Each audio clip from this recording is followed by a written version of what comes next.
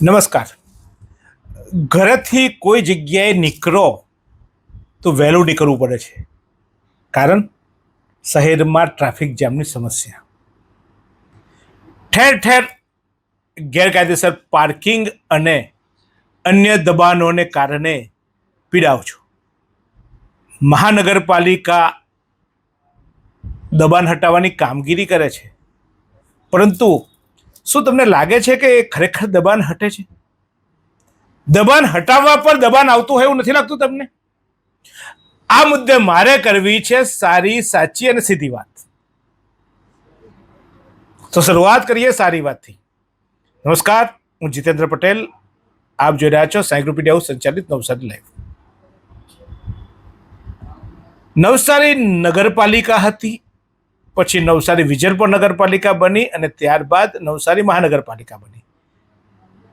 આ તમામ પ્રક્રિયા દરમિયાન એક વાત થાય, અને એ વાત હોય વસ્તી વધારાની સાથે સાથે વિકાસની. ત્યારે સારી વાત એ છે કે નવસારીનો વિકાસ ધીમે ધીમે થઈ રહ્યો છે. નવસારીના રસ્તાઓ બની રહ્યા છે, ક્યાંક સાંકડી ગલીઓમાં પણ અત્યારે રસ્તાઓ દેખાઈ રહ્યા છે. આ રસ્તાઓમાં હવે મહાનગરપાલિકા આવ્યા બાદ એક ખાસ દબાણ શાખા ઊભી કરવામાં આવી, અને દબાણ શાખા દ્વારા રસ્તામાં અડચણરૂપ, એટલે કે ખાસ કરીને ટ્રાફિકને અડચણ કરનારા અથવા તો દબાણ કરનારાઓ સામે કાર્યવાહી કરવાની એક પ્રક્રિયા ચાલી છે. આ માટે એક આખો સ્પેશિયલ વિભાગ પણ નિયુક્ત કરવામાં આવ્યો છે અને દબાણના અધિકારીઓ પણ મૂકવામાં આવ્યા છે. શહેરને સારું સુદ્ધર બનાવવા માટે પ્રાથમિક જરૂરિયાતો એટલે કે ગટર, પાણી અને રસ્તા, આ ત્રણ ઉપરાંત હવે ચોથી મોટી સમસ્યા થઈ ગઈ છે, અને એ છે વાહન વ્યવહાર જ્યારે ચાલતો હોય ત્યારે ટ્રાફિકની સમસ્યાના નિવારણની વાત. કારણ કે ટ્રાફિક જામ અને ટ્રાફિકની સમસ્યાથી તમામ લોકો પીડાઈ રહ્યા છે. ક્યાંક આપણે અનેક દ્રશ્યો જોયા હોય કે જ્યાં રસ્તો ખાલી માત્ર 5 મિનિટનો હોય, પણ આપણે ટ્રાફિક જામને કારણે એ રસ્તામાં આપણે વધુ ફસાઈ જતા હોય છે ટ્રાફિક જામની સમસ્યા. ત્યારે ધીમે ધીમે દબાણ શાખા દ્વારા આ ટ્રાફિક જામની સમસ્યા હલ કરવા માટેના પ્રયાસો કરવામાં આવ્યા છે. આપ જોઈ રહ્યા છો તે રીતે મહાનગરપાલિકા દ્વારા હમણાં 2 દિવસ પહેલાં પણ ટ્રાફિકને અડચણરૂપ અથવા તો દબાણ કરનારાઓના દબાણ હટાવવાની કામગીરી હાથ ધરવામાં આવી.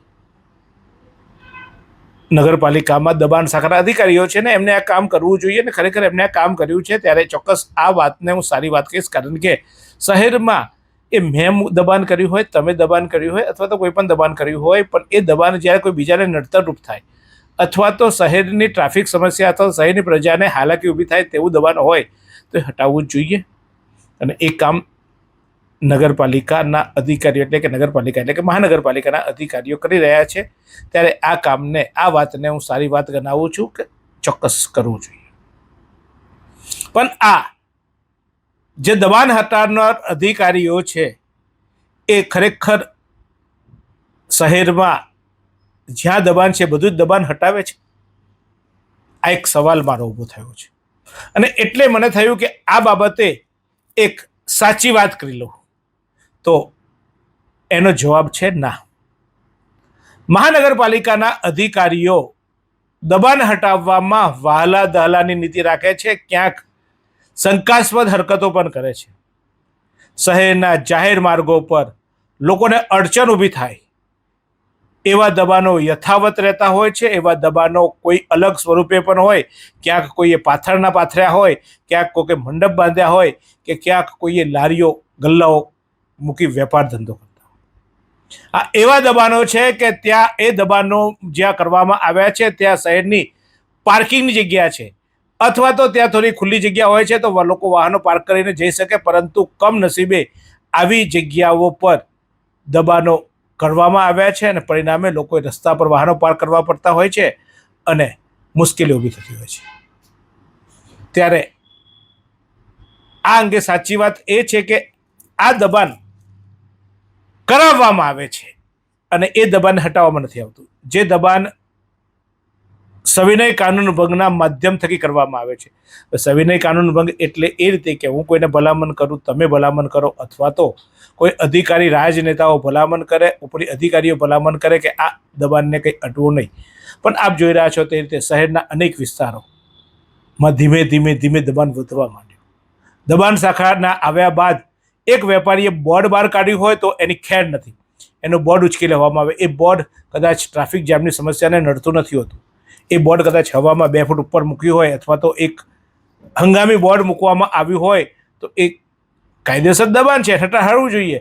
પણ કદાચ એ બોર્ડ અથવા તો એ બોર્ડ ઉપર લગાવેલું કોઈ એંગલો એ એટલી પ્રજાને માટે હાલાકી આપનારી નથી હોતી, પણ એમને કામગીરી કરવાની હોય છે. એટલે આવા બોર્ડો, આવા દબાણો હટાવી લેવામાં આવે છે અને એ કામગીરી બતાવવામાં આવે છે.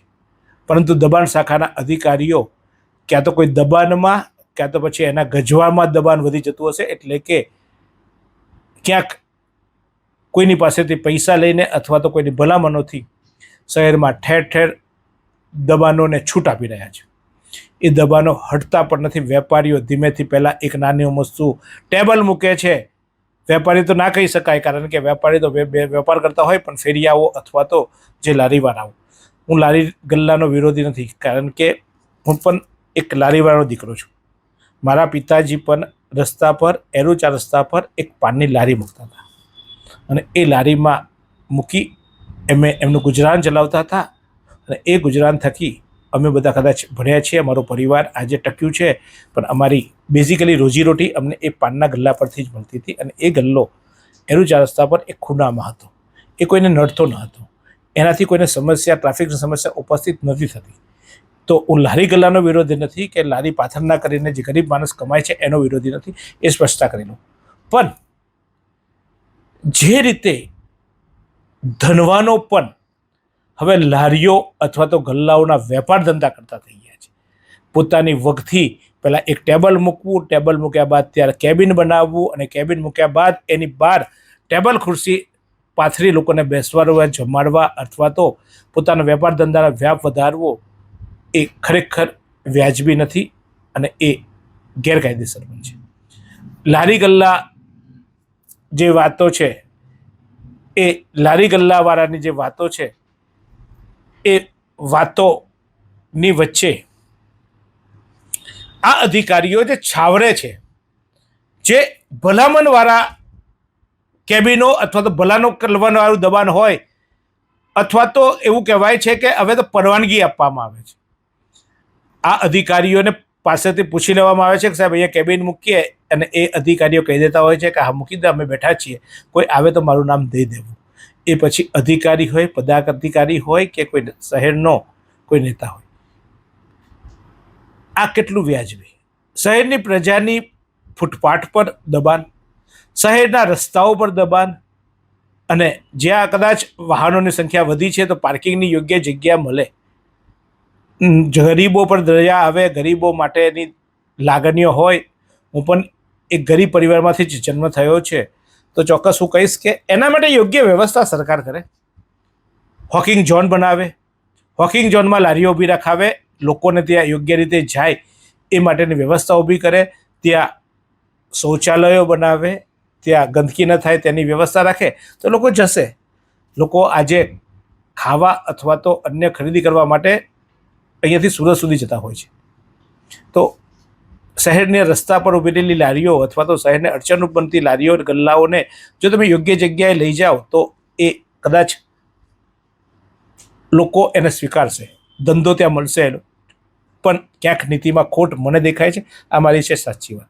હવે સીધી વાત કરતા પહેલાં લઈએ એક નાનકડો વિરામ.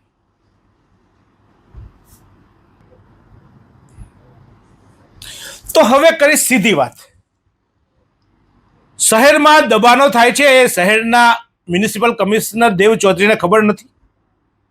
શહેરમાં સામાન્ય બાબતે પોલીસો એક કેસો કરે છે, ટ્રાફિકને અડચણરૂપ લારીઓ ગલ્લાવાળા પાસે કેસો કરવામાં આવે છે, એમને મેમા ફાડવામાં આવે છે. તમે થોડી પાર્કિંગ ખોટી કરી હોય તો શહેરના ટ્રાફિક પોલીસ અથવા તો શહેરના પોલીસ અધિકારીઓ તમને તરત મેમો આપી દે છે. તો શું એ જાહેર જનતા માટે જ હોય છે? જે લોકો નિયમિત રીતે દબાણ કરે છે તેમની સામે કેમ આંખા ડાકાણ કરવામાં આવે છે?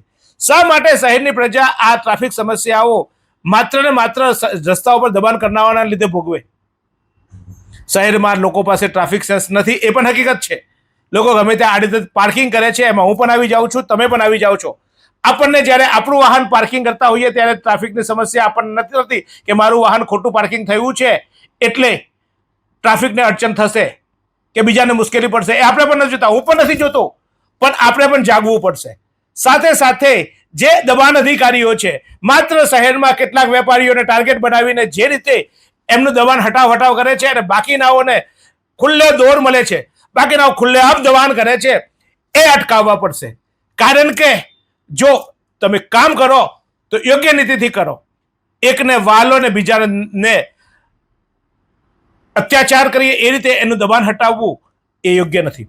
આપ જોઈ રહ્યા છો નવસારીના આશાપુરી મંદિરની બાજુમાં ફૂટપાથ બનાવવામાં આવી, એ ફૂટપાથ પર દબાણ. નવસારી મહાનગરપાલિકાની બહાર લારી ગલ્લાવાળાઓ એ રીતે દબાણ કરતા હોય છે કે તમારે ત્યાંથી પસાર થવું હોય, ચાલતોય પસાર ના થઈ શકો. શું મહાનગરપાલિકાના કમિશનરને આ દબાણ નથી દેખાતું? હું અગાઉ કહું છું, અગાઉ પણ મેં કીધું કે હું લારીવાળાઓ કે કોઈ ગરીબના પેટ પર લાત મારવા નથી માંગતો. કરો એમના માટે યોગ્ય વ્યવસ્થા. શાકભાજી માર્કેટની જગ્યાઓ છે ત્યાં વ્યવસ્થિત રીતે કડકાઈથી કામ કરો.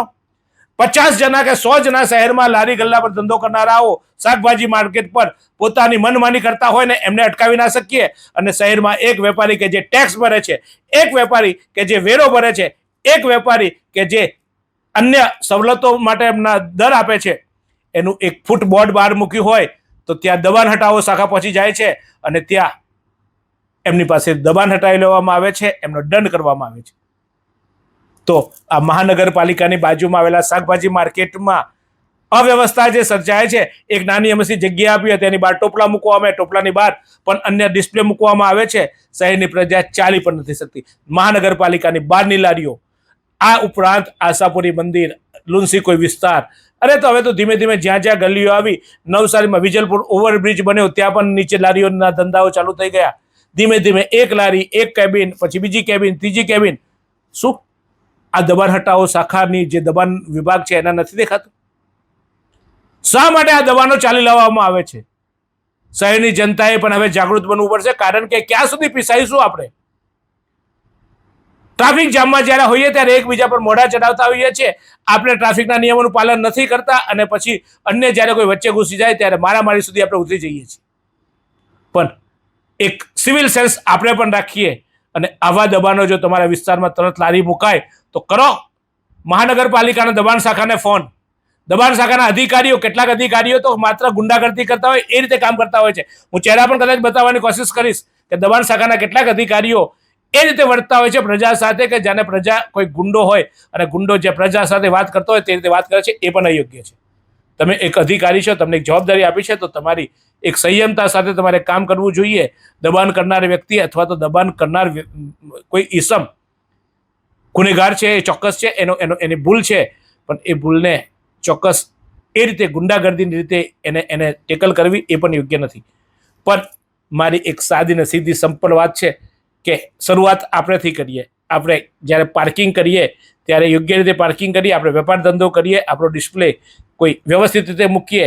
આપણે એક ગ્રાહકને આકર્ષવા માટે અન્ય કોઈને તકલીફ થાય તે રીતે ડિસ્પ્લે નહીં મૂકીએ.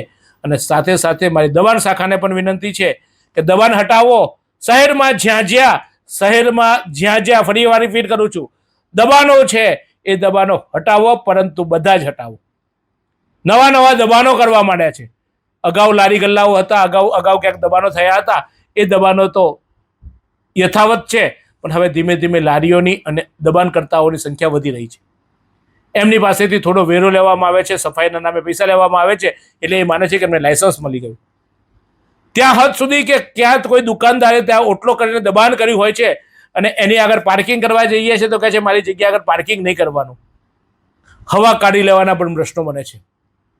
ત્યારે મહાનગરપાલિકાના દબાણ શાખાના અધિકારીઓ, મહાનગરપાલિકાના કમિશનર અને થોડા દિવસમાં નવસારી મહાનગરપાલિકાના મેયર અને સુધારા સભ્યો આવવાના છે.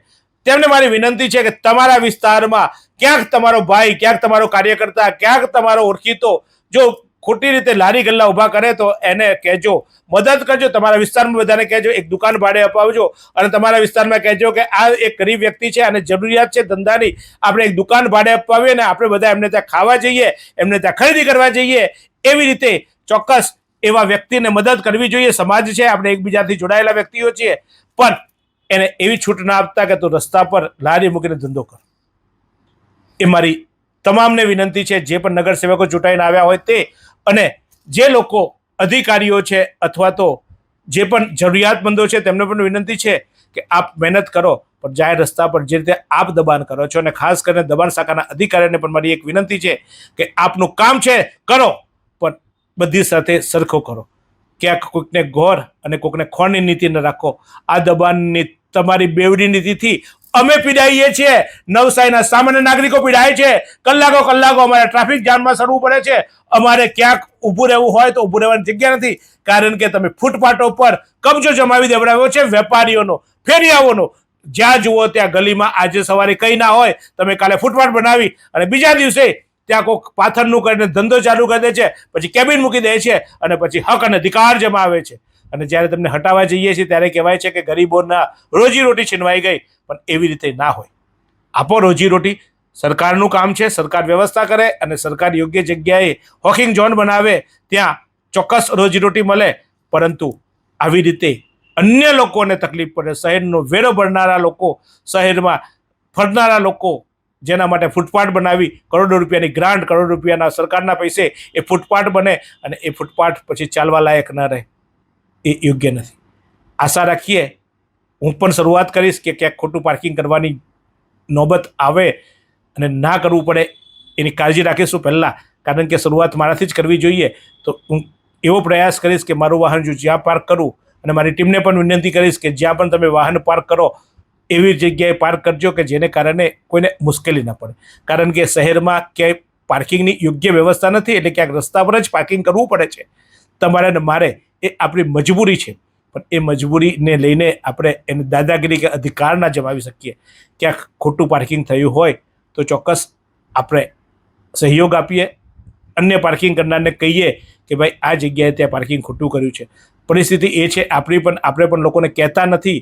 આપણી દુકાનની સામે અથવા તો આપણી ગલીમાં એવો વ્યક્તિ પાર્કિંગ કરીને જાય, અથવા તો એવો વ્યક્તિ ત્યાં વાહન મૂકી જાય કે જેને કારણે લારી ગલ્લો પણ મૂકી જાય કે જેને કારણે ટ્રાફિક જામની સમસ્યા ઉત્પન્ન થાય, અન્ય બીજા મુશ્કેલીઓ ઊભી થાય, તો એને હટાવવાનું, એ અંગે જાગૃતતા દાખવવાનું કામ આપણું પણ છે.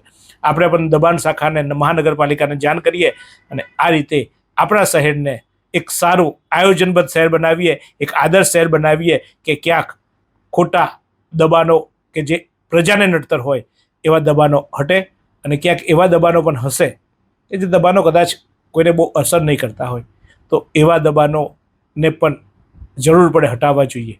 પણ આપણે શરૂઆત આપણાથી કરીશું કે આપણે ક્યાંક દબાણ ન કરીએ, આપણે ખોટા પાર્કિંગો ન કરીએ.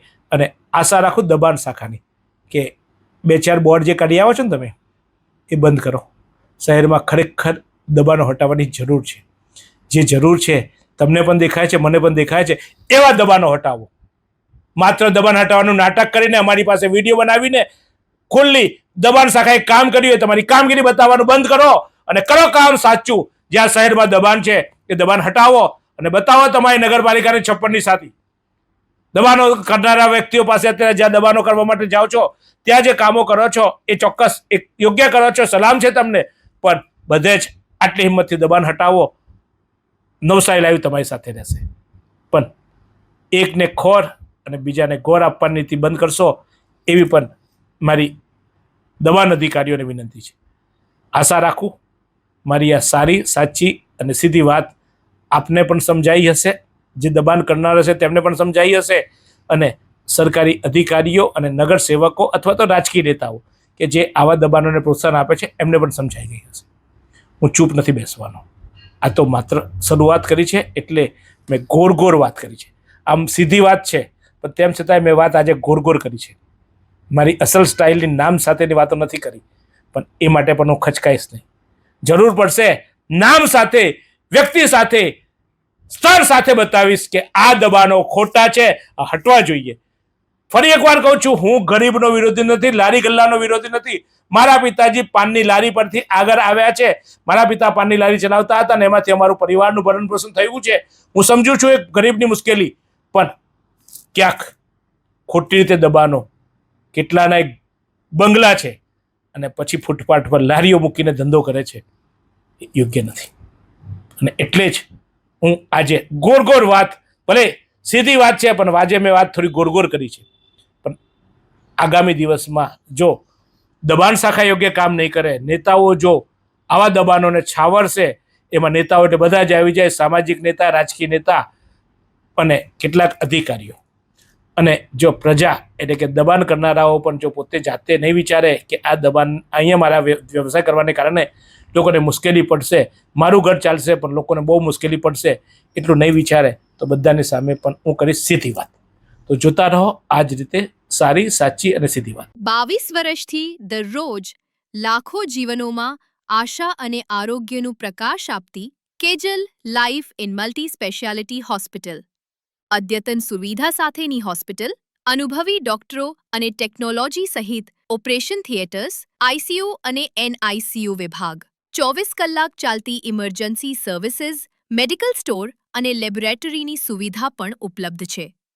હોસ્પિટલ સેવાઓ જેમ કે ઓર્થોપેડિક વિભાગ, મગજ અને સ્પાઇન વિભાગ, યુરોલોજી અને હૃદય રોગ વિભાગ, જનરલ સર્જરી વિભાગ, ઈએનટી અને ગેસ્ટ્રોએન્ટરોલોજી વિભાગ, બાળ રોગ વિભાગ, ફિઝિયોથેરાપી સુવિધા, ડેન્ટલ, મનોચિકિત્સા વિભાગ, સ્કિન એસ્થેટિક અને પ્લાસ્ટિક સર્જરી વિભાગ અને 800થી વધુ ડાયાલિસિસ કરતું નવસારીનું એકમાત્ર ડાયાલિસિસ સેન્ટર. પરિવાર દીઠ 10 લાખ સુધીની પ્રધાનમંત્રી જન આરોગ્ય આયુષ્માન યોજના કાર્ડની સુવિધા અને વાહન અકસ્માતના સમયે 50,000 સુધીની વાહન અકસ્માત સહાય યોજના અને કેશલેસ સુવિધા પણ ઉપલબ્ધ છે. Kejal life in multi speciality hospital. તમારું સ્વાસ્થ્ય અમારું ધ્યેય.